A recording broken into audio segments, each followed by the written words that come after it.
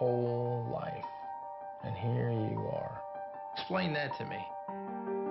What do you say to people that are offended by your show because you pray to Jesus in every episode? If we disown him, he'll disown us. When a 12-year-old watches his mother dying of cancer, a God who would allow that is not worth believing in.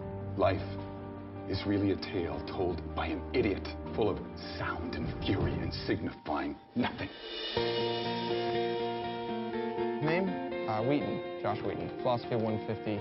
You might want to think about a different instructor. Come on, man, it can't be that bad. Think Roman Colosseum, people cheering for your death. I'm Professor Radisson. This is Philosophy 150. I would like to bypass senseless debate altogether and jump to the conclusion, which every sophomore is already aware of: there is no God. All that I require from each of you is that you fill in the papers I've just given you with 3 little words: God is dead. Mr. Wheaton, is something wrong? I can't do what you want. I'm a Christian. If you cannot bring yourself to admit that God is dead, then you will need to defend the antithesis. Think of Jesus as my friend. You think Jesus is God? I don't want to disappoint him. So your acceptance of this challenge may be the only meaningful exposure to God and Jesus they'll ever have. See, to me, he's not dead.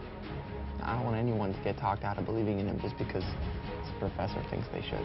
Mr. Wheaton, are you ready? We're going to put God on trial. Do you think you're smarter than me, Wheaton? Do not try to humiliate me in front of my students. In that classroom, there is a God, and I'm him. This experiment is over. You get to decide who the most important person in your life is. Me, Professor Radisson. But I have to do this thing. Like it's something that God wants me to do. I can't just turn away from it. You just want to ensnare them in your primitive superstition. What I want is for them to make their own choice. That's what God wants. You have no idea how much I'm going to enjoy failing you. Yeah, but who are you really looking to fail? Me or God?